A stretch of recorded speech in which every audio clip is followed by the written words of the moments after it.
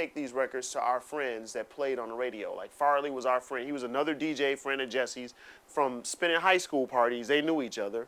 But Farley got a job playing, mix records at night on the radio. So they said, Farley, play this record. Farley plays those records, man. The records like took off like gangbusters. Sales would increase like 400 or 500%. Now we're 17, 18 years old at the time. We really didn't understand the power behind what we were doing and what was happening, but it became a movement.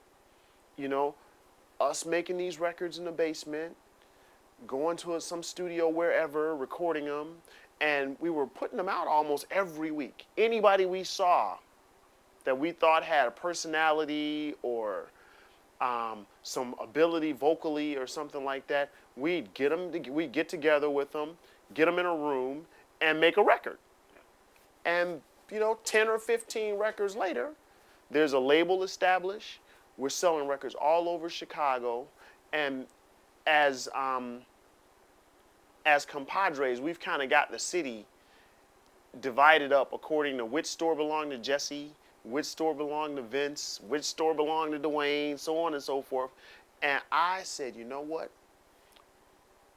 I'm tired of sharing all these stores with these guys. They got a portion of the city. Like, I only can work this little portion of the city. I'm going to go to Detroit. So I went to Detroit, and I found Buy Right Records. That's where Cliff Towns was selling the records in Detroit. And I showed him the catalog of records we had, and he's like, oh my God. And his DJs went crazy. And the next thing you know, as we were selling records in Detroit, we were meeting with the record pools and so on and so forth. And I think it was Club 23 or Club 21 up there. Yeah. And we were taking records to the clubs, and we were doing the same program that had worked for us in Chicago, in Detroit, and it was working there.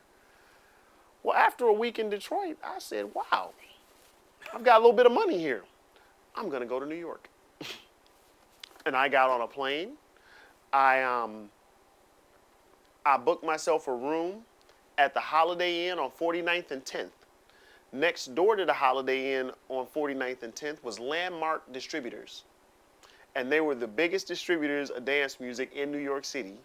And I met those guys. Some of them had worked at 4th and Broadway. And I was like, oh my God, these guys, I saw these guys' names on 4th and Broadway records.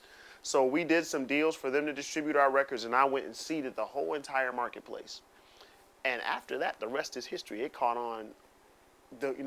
We didn't really realize that Landmark was shipping. Not only were they importing records into America, they were shipping our records overseas.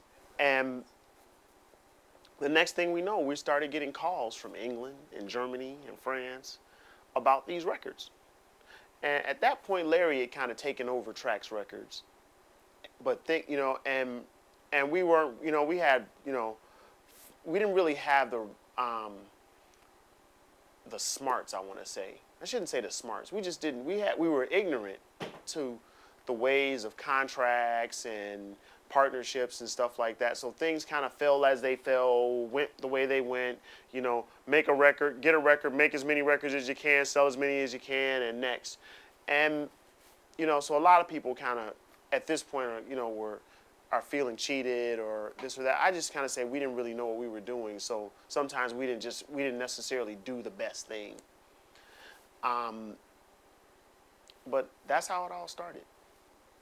A couple guys in the basement said, let's make a tape and play it at the club.